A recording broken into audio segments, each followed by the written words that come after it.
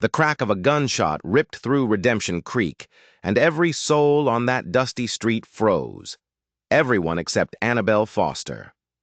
She marched down the boardwalk, her honey-colored hair like a flag of war in the morning sun, leaving the saloon's shattered window behind her like a testament. The bartender stood in the wreckage, his face a thundercloud, but Annabelle didn't look back. She never looked back. The folks scattering from her path knew this wasn't the first storm she'd caused, and it damn sure wouldn't be the last. Across the street, Brock Sullivan watched. He leaned against a hitching post, his Stetson pulled low, but nothing could hide the piercing blue of his eyes. He'd only ridden into town yesterday, a drifter looking for supplies and a bed before pushing north. But the sound of that gunshot, followed by the sight of that woman, had put a full stop on his plans. She was the eye of the hurricane, and everything else was just debris. "Wouldn't stare if I were you," a voice grumbled behind him. It was Will Parker, the store owner, wiping dusty hands on his apron. "That there is Annabelle Foster, prettiest face in the territory, meanest disposition this side of the Mississippi."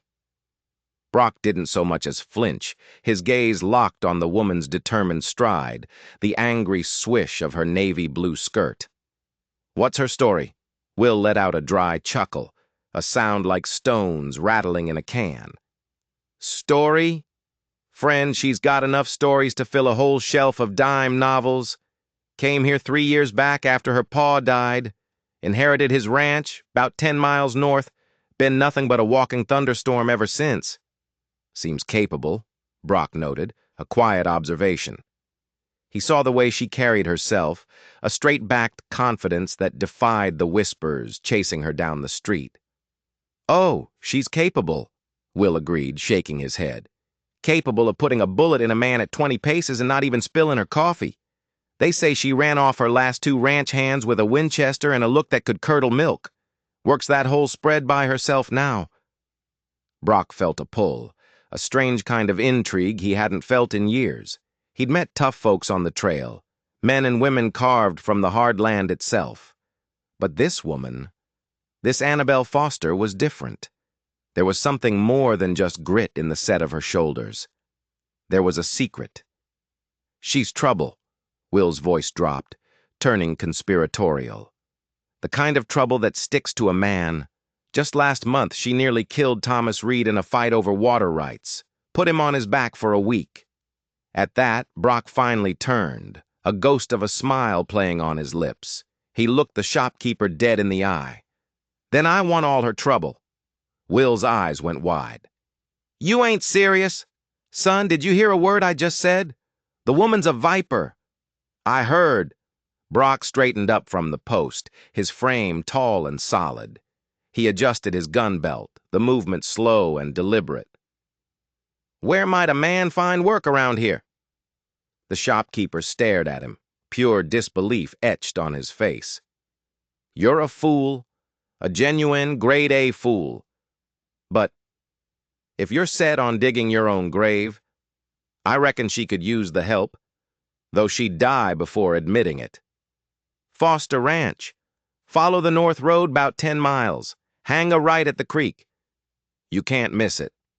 Brock gave a short nod of thanks, then turned back into the store. His plans for heading north had just evaporated like a puddle in the Montana sun. Something told him his real journey was just beginning. Later that afternoon, his chestnut gelding kicked up dust on the road to Foster Ranch. The place was a surprise.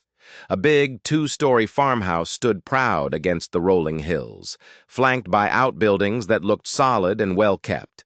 The corral held a dozen fine horses, and in the distance, a healthy-looking herd of cattle grazed peacefully. For a place run by one woman who supposedly ran off all her help, it was in damn good shape. He was still taking it all in when the front door of the house swung open. And there she was. Annabelle Foster, a shotgun held in the crook of her arm as casually as if it were a basket of laundry. "That's far enough, stranger," she called out, her voice as clear and sharp as a shard of glass. "State your business or turn around and ride back the way you came."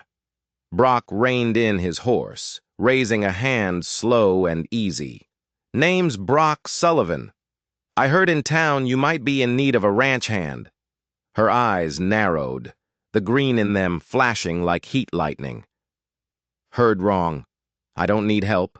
I don't want help." "Begging your pardon, ma'am," Brock said, his voice steady. "But your fences say otherwise. Saw at least 2 sections down on my way in, and your north pasture looks like it's about to be swallowed by brush." Her grip on the shotgun tightened. He could see her knuckles go white. "You've got mighty observant eyes for a man just passing through." "Been working cattle since I could walk," he replied, meeting her suspicious gaze without flinching. "My pa ran a spread down in Texas before the war. I'm good with horses, better with cattle, and I can fix damn near anything that breaks." "And why would a man with a list of skills like that want to work for me?" The challenge was clear in her voice. "Everyone in that town has likely filled your ears with stories. Told you I'm nothing but trouble." A genuine smile finally broke through his stoic expression. "Yes, ma'am, they did." He let the words hang in the air for a beat. "And I told them I wanted all your trouble." For a split second, something flickered across her face. Surprise, maybe even a hint of confusion. Then the mask of a scowl slammed back into place. "You're either the biggest fool in Montana territory, or you've got motives I don't have the patience to figure out." "Just looking for honest work, ma'am. Been on the trail a long time." He gestured with a nod toward the impressive ranch around them. "This is a fine spread. Be ashamed to see it fall to ruin for lack of a good hand." She just stood there on the porch, studying him. Her gaze was intense, taking in his worn boots, the set of his shoulders, the calm way he sat his horse. It felt like he was being weighed and measured, and he had a feeling she wasn't missing a single detail. The silence stretched out, broken only by the wind whispering through the tall grass. Finally, with a sigh that seemed to carry the weight of the whole territory, she lowered the shotgun just an inch. $20 a month. Room and board in the bunkhouse. Work starts at dawn, ends when I say it does. You answer to me and only me. And the first sign of trouble, the kind I don't like, you're gone. No questions, no warnings, no second chances. Understood?" It was a fair offer, better than fair. He nodded. "Yes, ma'am." "And don't call me ma'am. Name's Annabelle. Ma'am makes me feel like I'm 100 years old." "Yes, Annabelle," he corrected himself smoothly. She gestured with the barrel of her shotgun toward the barn. "Put your horse up. Bunkhouse is the small building just past it. You'll have it to yourself. Supper's at 6. Don't be late." With that, she turned on her heel and disappeared back inside the house, the door closing with a solid final thud. Brock swung down from his horse, a slow smile spreading across his face as he led the gelding toward the barn. He didn't know what kind of trouble Annabelle Foster was, not really. But he had a powerful feeling he was about to find out, and it was going to be worth every single second. The first week felt like a test. A long, grueling test from sunup to sundown. Annabelle was a whirlwind, a demanding boss who expected him to read her mind and work as hard as she did, which was damn near impossible. She rode like she was born in the saddle, knew every cow by sight, and could predict the weather just by the color of the sky. Her father, whoever he was, had taught her everything. On the 8th day, he was out in the north pasture, replacing a rotted fence post. The sun was beating down, and the air was thick with the smell of pine and hot dust. He heard hoofbeats and looked up to see her riding toward him on her black mare. She dismounted with a fluid grace and walked over, her eyes immediately finding every flaw in his work. "Your knots are decent," she said, running a hand over the wire he'd just stretched taut. Coming from her, it was the equivalent of a Medal of Honor. "Learn from the best," he grunted, driving another staple into the post. "My pa always said a fence is only as good as its weakest post." "Smart man." She leaned against the post next to him, crossing her arms as she watched him work. Where's he now? Your paw. Brock froze, the hammer held mid-swing. The question was casual, but the memory it stirred was anything but. Died. 68. Cattle fever took him and most of our herd with him. Annabelle nodded, a flicker of understanding in her green eyes. It was a story every rancher knew in one form or another. My paw passed 3 years back. Heart just gave out one morning. Found him right in the barn, still holding a saddle he was mending. A shared silence fell between them, thicker than the summer heat. It was the quiet understanding of people who knew what it was to lose, to be left alone to pick up the pieces. Folks in town say you've been running this whole place on your own since then, Brock said, turning back to his work. He saw her posture stiffen, a wall going up. And I've done just fine. Never said you hadn't. He hammered the last staple home and stepped back, testing the post's sturdiness. But even the best rancher needs a hand now and then. Had 'em, she said, her tone sharp and final. Didn't work out. The words were a slammed door. He didn't push it, for now. He respected boundaries, especially when they were guarded by a woman who was probably handier with a rifle than he was. He decided to change the subject. All right, that's the last post for this section. I'll ride the north boundary tomorrow. Check the rest of the line. She seemed surprised by his easy shift, but she didn't show it. Take the bay. He knows the terrain. My mare's got a tender foot. She turned to walk back to her horse, but his voice stopped her. Annabelle. She paused, looking back over her shoulder. Thanks, he said, his voice quiet but clear. For the chance. Not many would have. He saw it again, that flicker in her eyes. It was a complex mix of surprise, maybe a little uncertainty, maybe something else he couldn't quite name. She gave a curt, almost imperceptible nod, then swung up onto her mare and rode off without another word. As he watched her go, a silhouette against the vast Montana sky, Brock knew one thing for sure. There was a whole other woman buried deep beneath that hardened shell, a woman who had been hurt, a woman who was hiding. And he was more determined than ever to be the one to find her. Days melted into weeks, and a rhythm settled over the ranch. Brock would rise in the dark, the air cold and crisp, and more often than not, he'd find Annabelle already in the barn, her lantern casting a warm, golden glow as she checked on the horses. They'd share a quiet breakfast, cooked by an older woman from town named Mrs. Whitaker, the silence between them comfortable, filled only with the clink of forks and the plans for the day. Then they'd be out on the range, a team. They moved cattle, mended fences, cleared brush, the endless, back-breaking work of keeping a ranch from being swallowed by the wilderness. And to Brock's surprise, they worked together like two halves of a whole.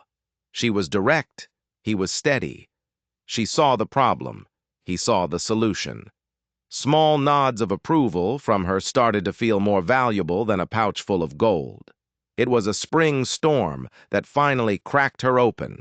It blew in without warning, a furious squall of wind and rain that turned to hail, catching them in the open with 200 head of spooked cattle.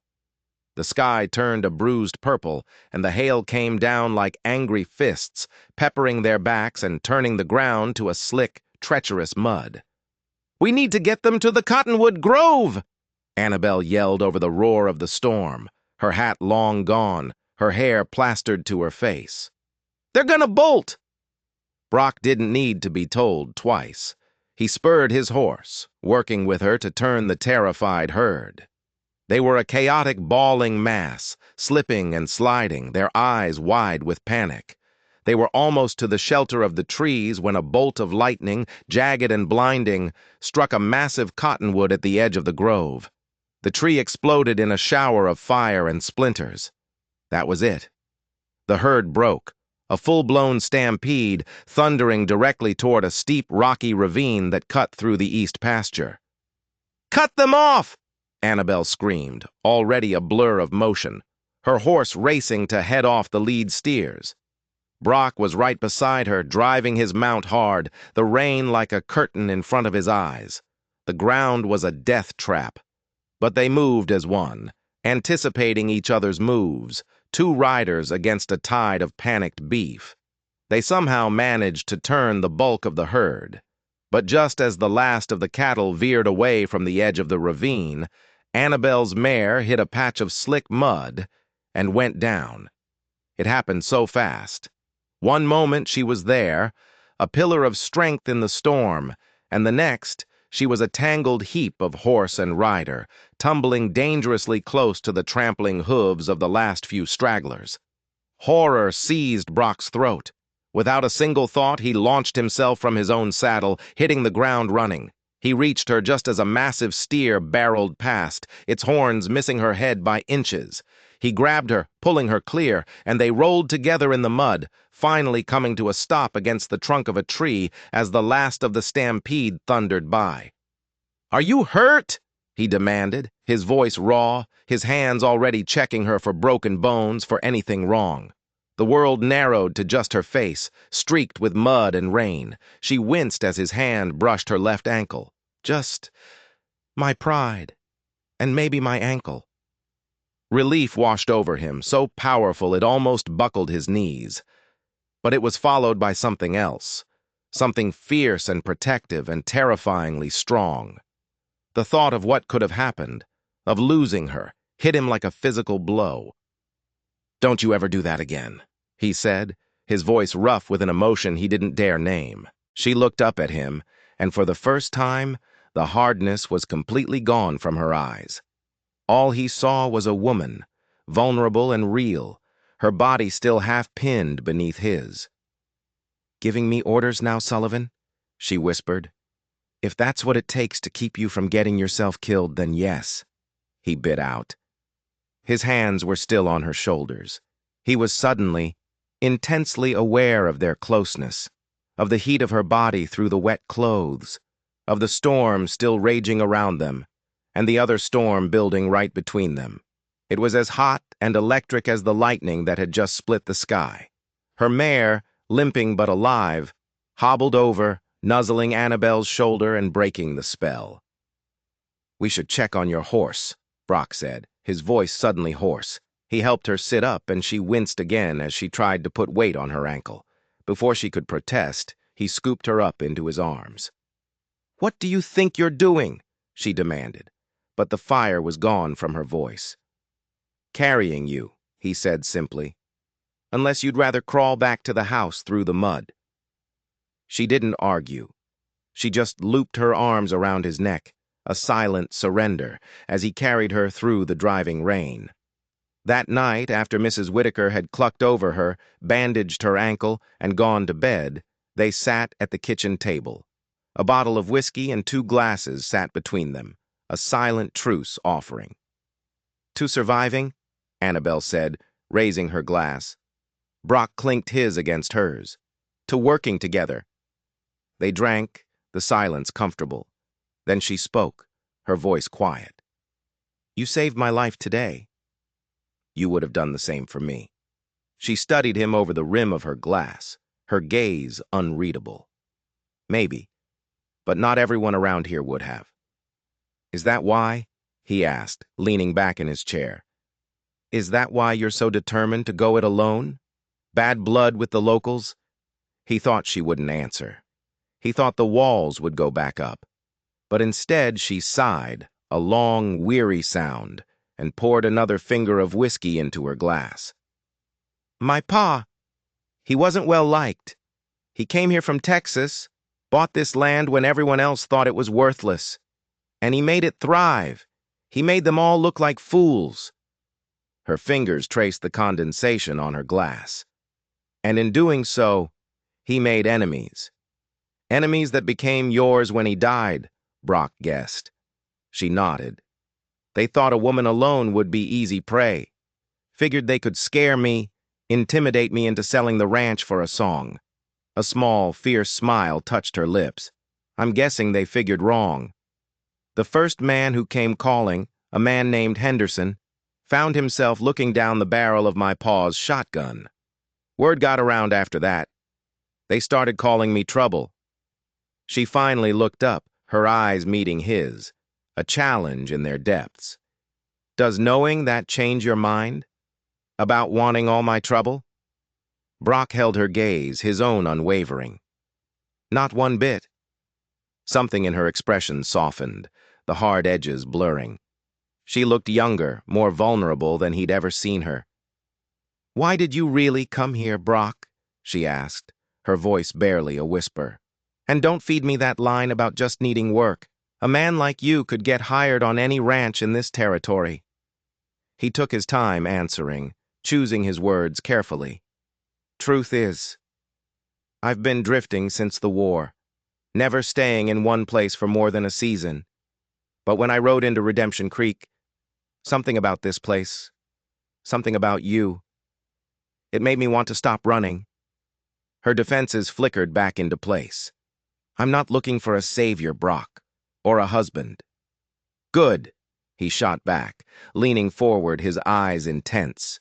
"Because I'm not offering to be either one, but I am offering to be a partner, someone you can count on, someone who won't cut and run when things get tough." She looked away, her gaze fixed on the dark window pane. Her next words were so quiet he almost didn't hear them.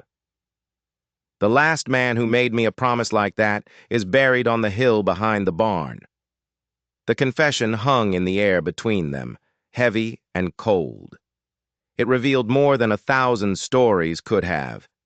It was the key to understanding the fortress she had built around herself. "I'm sorry," Brock said, the words feeling small and inadequate.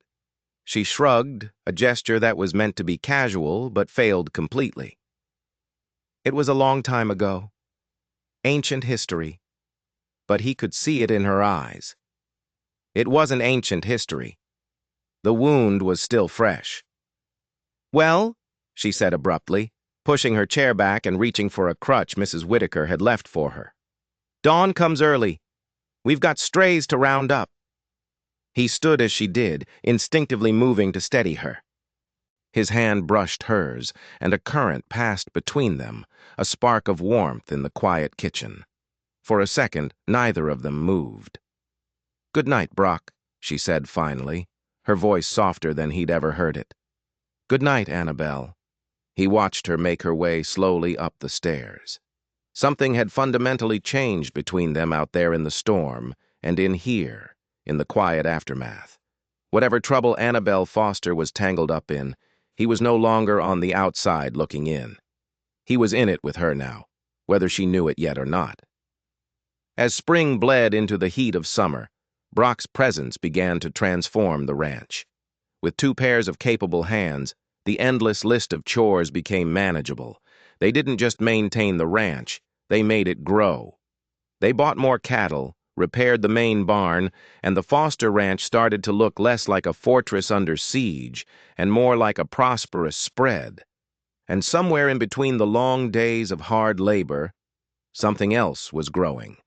A partnership forged in sweat and mutual respect was slowly, quietly, turning into something more.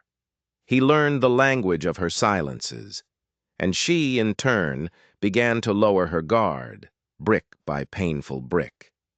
She started to trust him, not just with her cattle, but with small pieces of her story. One evening in late July, they sat on the porch, the sky bleeding into shades of orange and purple. The air was finally cooling, carrying the sweet scent of wildflowers. "My pa used to say there wasn't a sight in all of creation finer than a Montana sunset," Annabelle said, her voice soft with memory. "He was a wise man," Brock replied, looking at her profile in the golden light. A real smile touched her lips, transforming her face. "He was stubborn as a mule, but wise." "Sounds familiar," he teased gently. She shot him a look, but it was playful without any of her usual heat. "Careful, Sullivan. I still sign your paychecks." "Yes, ma'am," he said, deliberately using the word she hated, and was rewarded with a reluctant laugh. They sat in a comfortable quiet for a long moment, watching the stars begin to poke through the deepening twilight. "He would have liked you," she said suddenly. "My father. He judged a man by how he handled his horse and how he did his work." Brock felt a warmth spread through his chest at her words. "Tell me about your family," she prompted, turning to face him. "You hardly ever speak of them." He leaned back, the old memories washing over him. "Not much to tell. Pa was a rancher in Texas. Ma died when I was 12, just him and me after that, until the war." "You fought?" she asked, her voice gentle. He nodded. "Confederate Army. Came home to find Pa trying to hold the ranch together against raiders and carpetbaggers. It was a losing fight." He unconsciously touched a faint scar along his jaw. "After he died, I couldn't keep the place on my own. Didn't have the heart for it anyway. Sold what was left and just started moving. Been moving ever since." He paused, his gaze meeting hers. "Until now." The words hung in the air between them, heavy with unspoken meaning. "And now?" she asked, her voice carefully neutral. He looked her straight in the eye.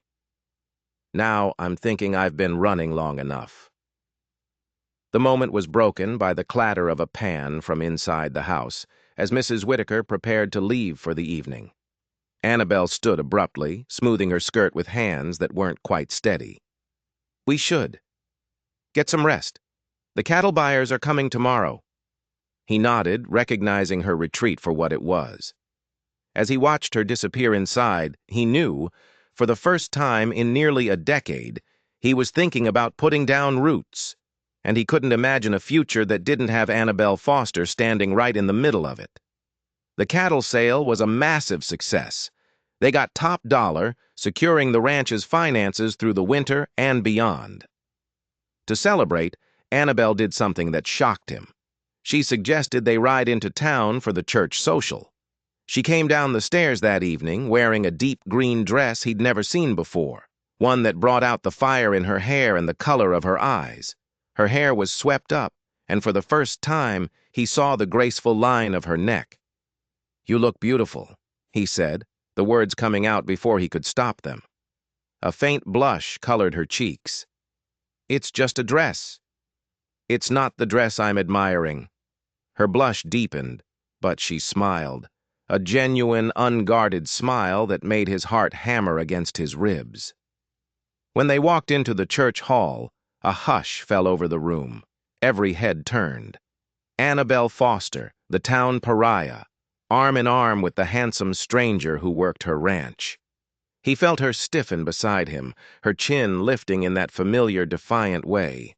He simply placed his hand over hers on his arm, a silent promise. "I'm right here." The music changed to a waltz. "May I have this dance, Miss Foster?" he asked with a formal bow. Surprise, then pleasure, lit up her face. "You may, Mr. Sullivan." He led her onto the floor and pulled her into his arms, and they moved together as if they'd been dancing this waltz their entire lives. "I didn't know you could dance," she murmured, her head tilted up to his. "There's a lot you don't know about me yet," he replied, his hand warm on the small of her back. As they spun to the music, the whispers and stares of the town faded away until it was just the two of them. He memorized the tiny freckles across her nose, the small scar near her eyebrow, the way her eyes seemed to hold the entire Montana sky. When the music stopped, they stood for a moment, caught in the spell. "Well, well, if it isn't the infamous Annabelle Foster." The voice cut through the magic like a rusty knife. Brock turned. A tall, well-dressed man was approaching, a smug look on his face. He felt Annabelle go rigid beside him. "Thomas," she said, her voice dripping ice. "Thomas Reed." Brock recognized the name instantly, the man she'd nearly killed over water rights. "Still trying to play the lady of the manor, Annie?" Reed sneered, his eyes raking over her before dismissing Brock with a glance. "You must be the new Charity Case. Let me give you some advice, friend. This ranch is on borrowed time. A smart man would know when to jump from a sinking ship. I like where I am, Brock said, his voice low and even, positioning himself slightly in front of Annabelle. Reed's eyes narrowed. Suit yourself, but my offer still stands, Annie, he said, turning his attention back to her. Sooner or later you'll have to sell, and my price goes down every day you make me wait. He tipped his hat with a mocking flourish and walked away. What offer? Brock demanded as soon as he was out of earshot. It was a mistake coming here, she said, her hands trembling slightly. We should go. Annabelle, talk to me. Not here, she whispered, her eyes darting around the room. They rode out of town under a blanket of stars, the silence between them thick with tension. Finally, on a ridge overlooking the valley, she pulled her horse to a stop. Reed wants my land, she said, her voice flat. He's wanted it since my father died. First, he tried to court me. When that didn't work, he started making threats, damming up the creek, hiring away my hands, making my life hell. The offer he mentioned, her jaw tightened. He offered to buy the ranch for half what it's worth. He called it his final offer before he explores other options. Brock's blood ran cold. He knew men like Reed, bullies who took what they wanted. You're not alone in this anymore, he said quietly. We'll face him together. She looked at him, her face pale in the moonlight, her eyes searching his. Why, Brock?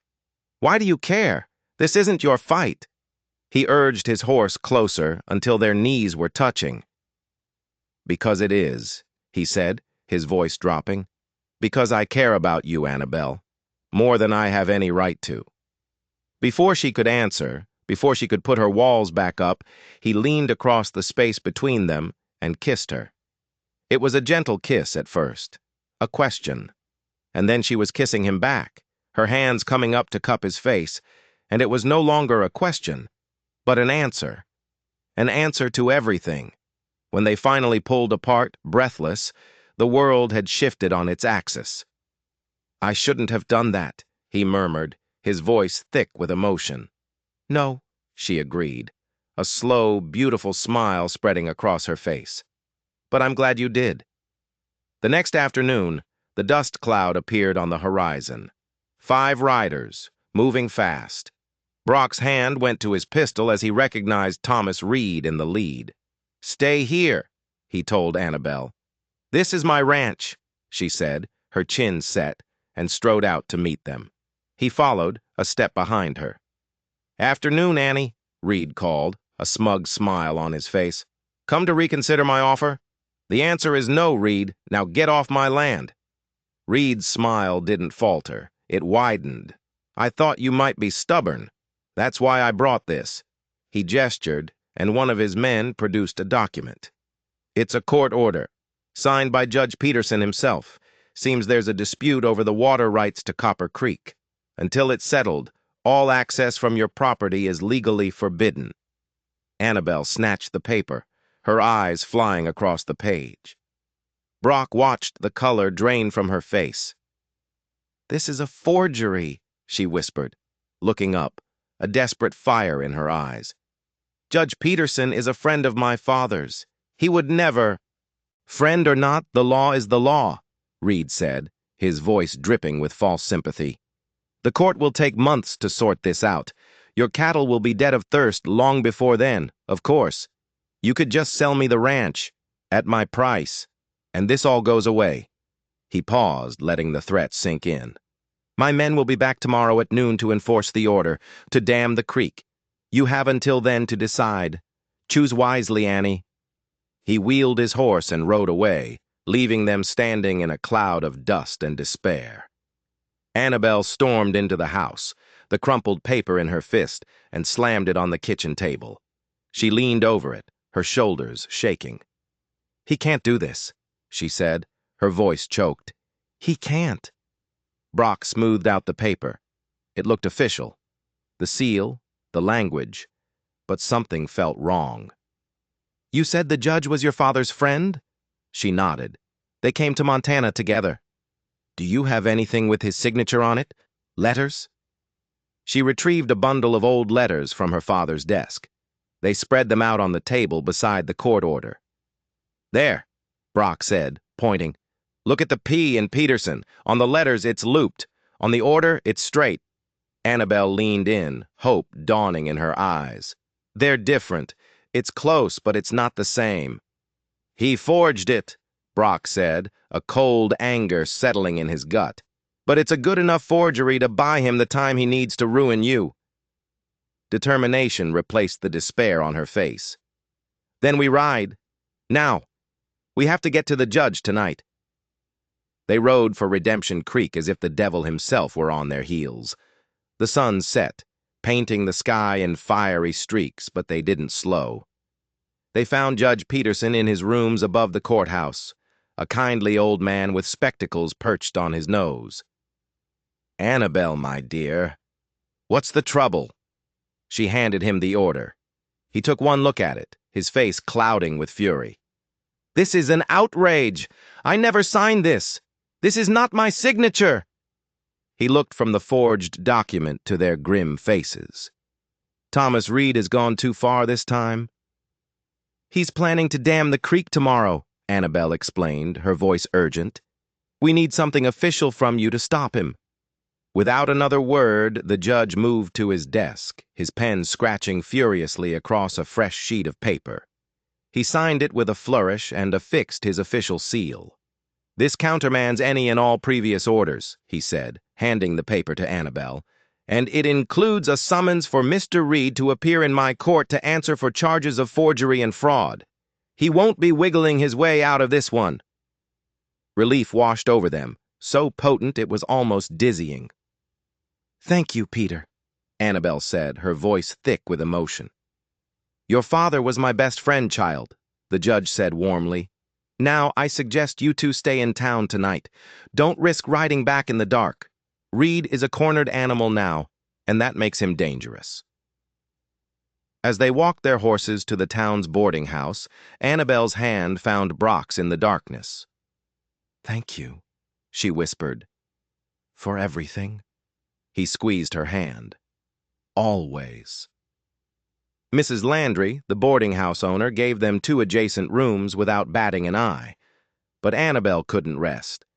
She paced her small room like a caged tiger. The counter order was a reprieve, not a victory. Reed was a snake. He would find another way to strike. A soft knock came at her door. It was Brock. We need to talk, he said, his expression serious. She let him in. Reed won't stop, he stated, leaning against the dresser. This isn't just about water or a few acres of grazing land. Men like him don't risk prison for something so small. He's after something else, something on your ranch that he knows about, and you don't. The thought hit her like a physical blow. What could it be? Gold, silver, coal, Brock listed. This is Montana. The ground is full of secrets. It would explain his desperation. Suddenly, it all made a twisted kind of sense. But how would he know? Why wouldn't my father have known? Your father was a cattleman, Brock reasoned. He was focused on the land, not what was under it. Reed is just focused on greed. His eyes hardened with determination. Tomorrow, after we serve Reed that summons, we're going to do some exploring of our own, on that rough northern section of your property, the part that borders his. A memory sparked in Annabelle's mind. There's a patch of land up there. Pa always said it was useless, too rocky for grazing, too steep to build on. We never went up there.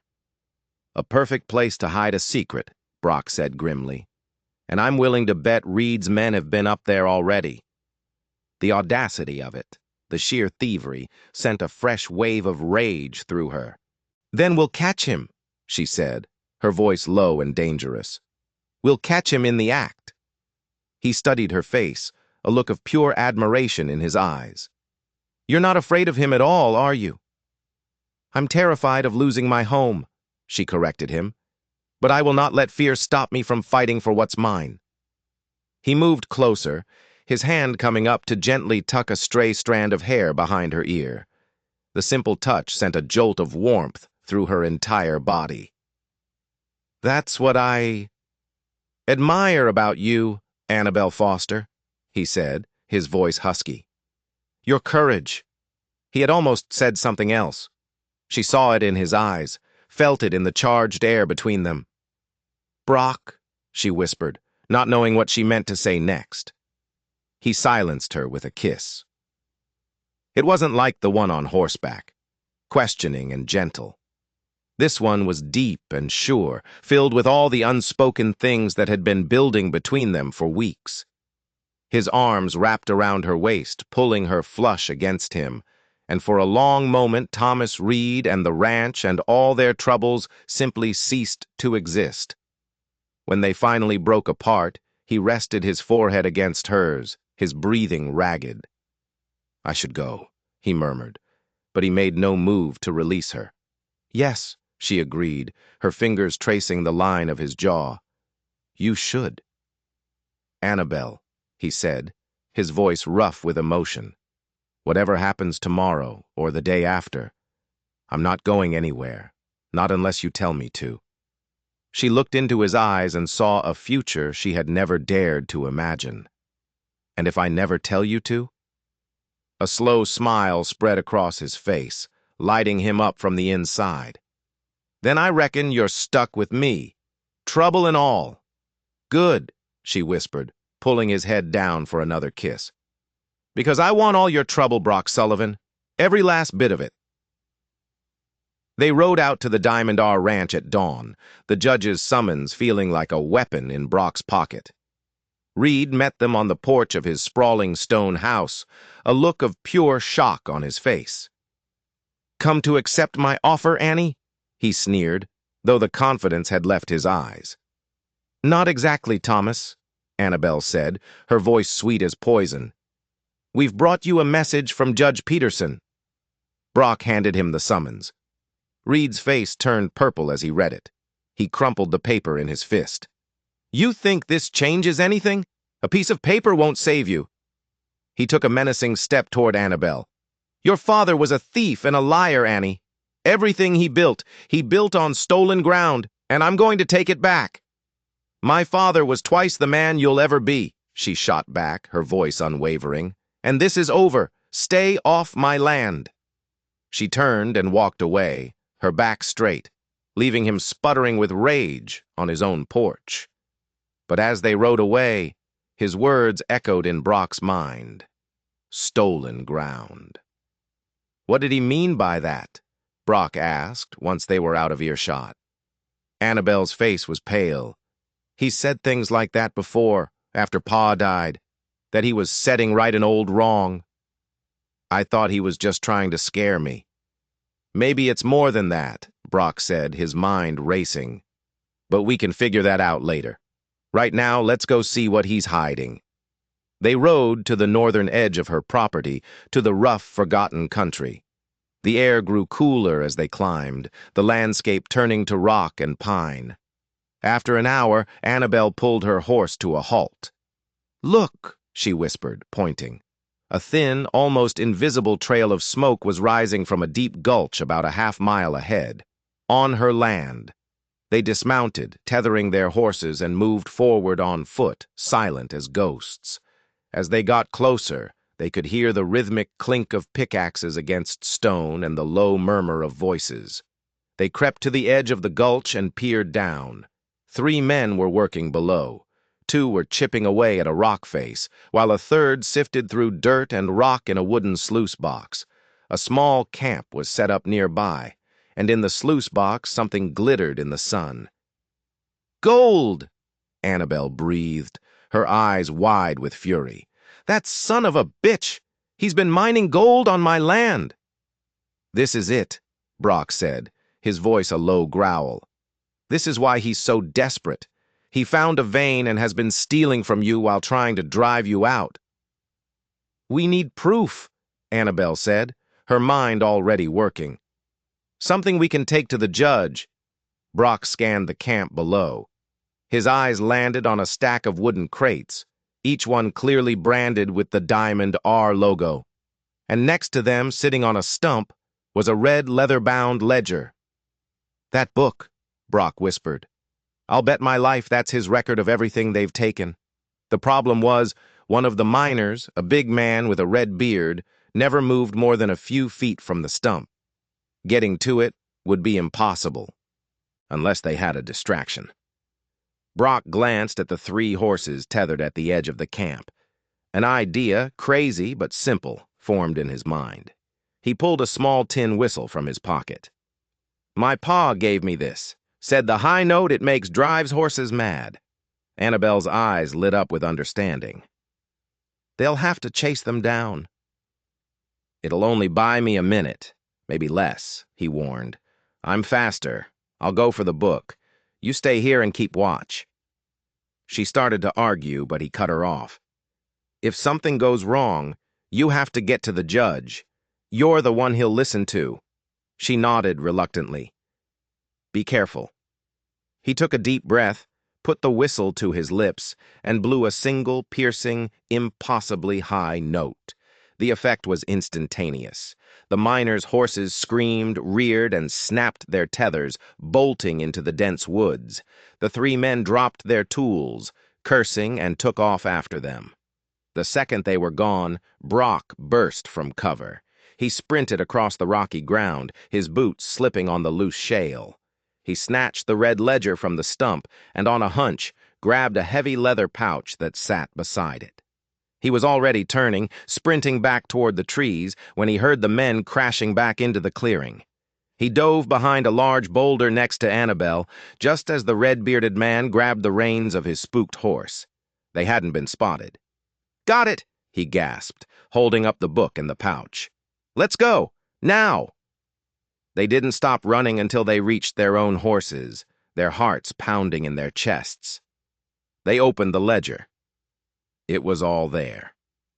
Dates, weights, even scribbled orders from Reed himself, detailing his plan to acquire the land before Annabelle discovered its true worth.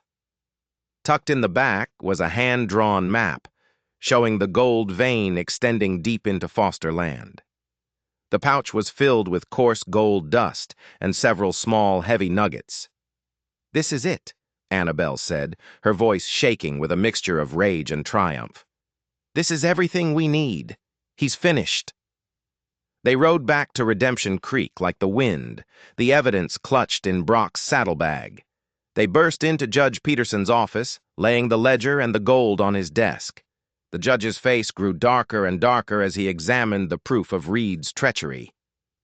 This is more than enough, he said finally, his voice grim.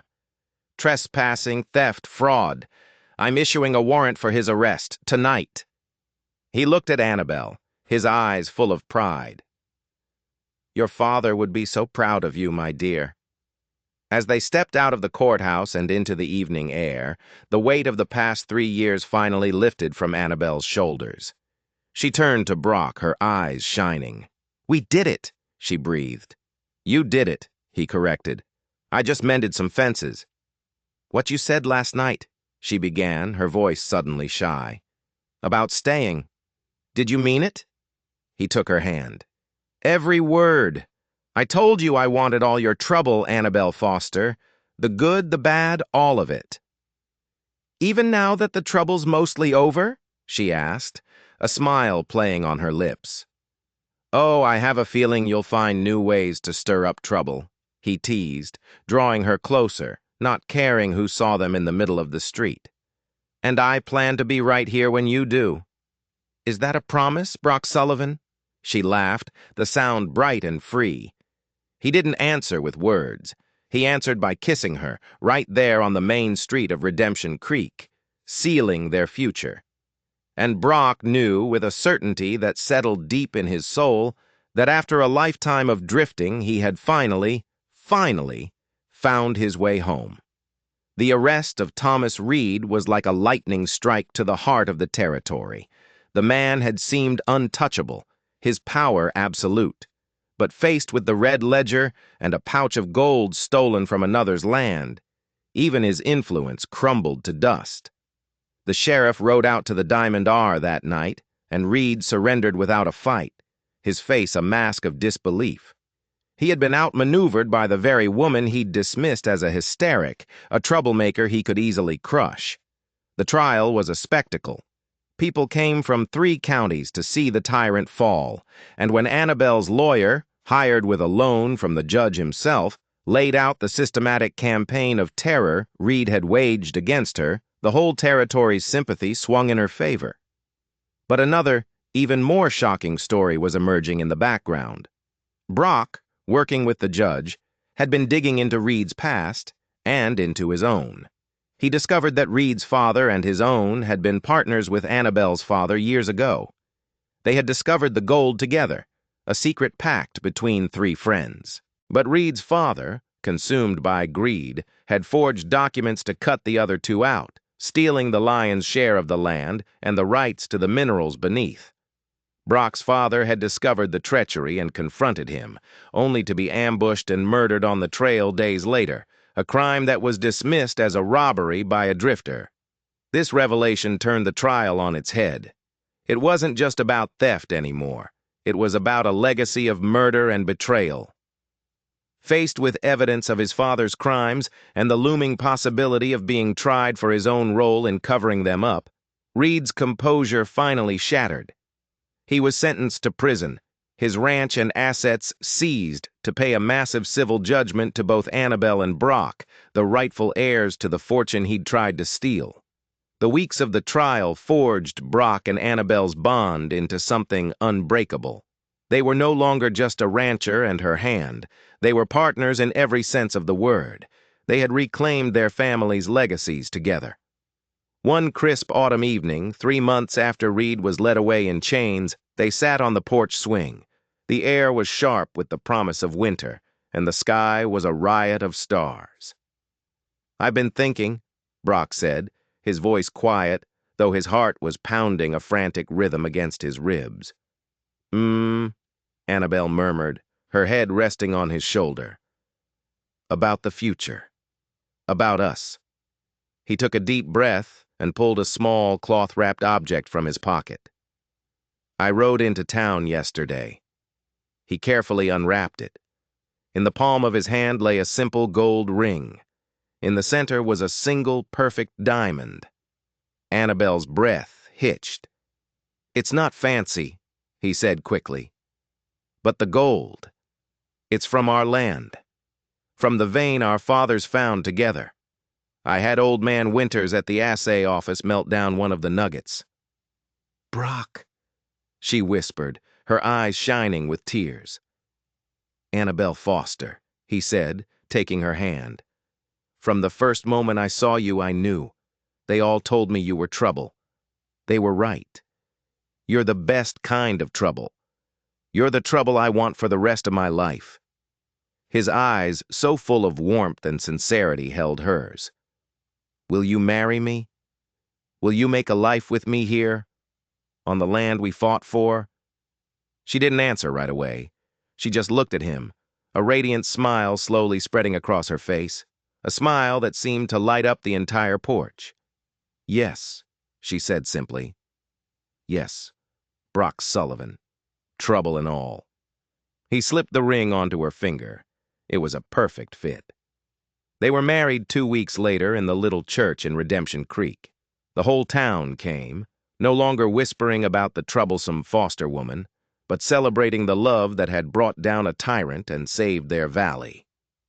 As they rode back to the ranch in a wagon decorated with wildflowers, Brock reined in the horses at the gate. "Welcome home, Mrs. Sullivan." Annabelle's smile was brighter than any Montana sunrise. "It feels different, doesn't it?" "Better." "Because now it's ours," he agreed, leaning over to kiss her. "Everything we built together." "I never thought I could share this place with anyone," she confessed, her voice soft. "And now I can't imagine it any other way." She looked up at him, her love for him shining in her eyes. "You were right, you know, that first day." "About what?" "About wanting all my trouble," she said, reaching up to touch his face. "Because you got it, Brock Sullivan, every last bit of it." He laughed, a deep, happy sound that echoed across the quiet valley. and I wouldn't have it any other way. He urged the horses forward, toward the house that was no longer a fortress, but a home. Their home. A place built not just on land and legacy, but on the unshakable foundation of a love that had been tested by fire and had come out stronger than steel. 15 years passed. The Sullivan Ranch, as it was now known, was a jewel of the territory. The gold vein had provided a foundation, but it was their hard work, their shrewdness, and their partnership that made it thrive. The house had grown with their family. First came the twins, Adam and Alice, then Benjamin, and finally their youngest, Amanda, a spitfire with her mother's green eyes and defiant chin. One warm summer evening they sat on the porch, a scene repeated 1,000 times. The kids, now ranging from 8 to 16, argued good-naturedly on the lawn, while Brock and Annabelle watched from the swing. Her hair was threaded with silver now, and his face was lined from years under the sun, but the look that passed between them was the same as it had been on their wedding day. "Do you ever regret it?" she asked softly, her voice for his ears only. "Settling down? Taking on all this? Trouble?" He smiled, taking her hand, his thumb brushing over the simple gold band on her finger. "Not for 1 second," he said. He thought of the drifter he had been, a man running from ghosts. He had ridden into Redemption Creek looking for nothing, and had found everything. "What about you? Ever regret taking a chance on a dusty cowboy with nothing to his name?" She leaned her head against his shoulder. "Never," she said. "Not even when you taught the boys to lasso Mrs. Whitaker's prize-winning chickens." Their quiet laughter was interrupted by a rider approaching the house. It was Judge Peterson, old and frail now, his back stooped with age, but his eyes still sharp. "Peter," Annabelle greeted him warmly, helping him up the steps. "What brings you all the way out here?" "I was in the area," the judge said, settling into a chair with a weary sigh. "And I brought some news." His expression was unusually solemn. "Thomas Reed died yesterday in the territorial prison, pneumonia." A quiet hush fell over the porch. Reed had served his time, but had been rearrested years later for another fraud scheme in California and sent back. "I'm sorry to hear that," Annabelle said, and she meant it. The anger had faded long ago, leaving only a distant pity. "There's more," the judge said, reaching into his coat. "He left a confession with his lawyer, a letter to be delivered to you upon his death." Annabelle went very still. "A confession about what?" The judge's eyes were full of sympathy.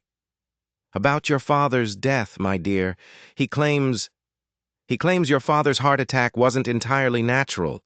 He says he spent months poisoning his well with a substance that would aggravate a weak heart, a poison that would leave no trace." Brock felt a cold, white-hot rage build in his chest. Even from the grave, the man was still trying to hurt her. He moved to stand behind Annabelle, his hands resting on her shoulders. "Why?" she whispered, her voice barely audible. "Why confess now?" "To clear his conscience, he claims," the judge said, his tone full of skepticism. "More likely, one final cruel twist of the knife." He handed her the sealed envelope. Her hands were steady as she took it. She read the letter in silence, her face an unreadable mask. When she was done, she carefully refolded it and handed it back to the judge. "Thank you for bringing this to me yourself, Peter." After the judge had gone, Brock sat beside her on the swing. "Are you all right?" She stared out at the land her father had loved, now bathed in the soft light of dusk. "I always knew he was responsible," she said finally. "Maybe not with poison, but with the stress, the constant fighting. Reed wore him down until his heart just gave out. This letter. It doesn't change anything. It won't bring him back." She looked at Brock, a sad smile touching her lips. "What would truly kill Reed is this," she said, gesturing to the house, the fields, the sound of their children's laughter drifting from inside. Not that I kept the ranch, but that we built a life, that we're happy. She stood, some of the old fire returning to her eyes. His poison didn't work, Brock. It never will. Our love, this family. It's the antidote. Brock pulled her into his arms, holding her tight. Reed's final, desperate act of malice had failed. It was just a ghost's whisper against the vibrant, living truth of the life they had built. The love that had grown between a drifting cowboy and a troublesome rancher was their true legacy, a fortress that no poison could ever breach. If you enjoyed this story of justice and redemption, don't forget to hit that subscribe button for more tales from the shadows of history.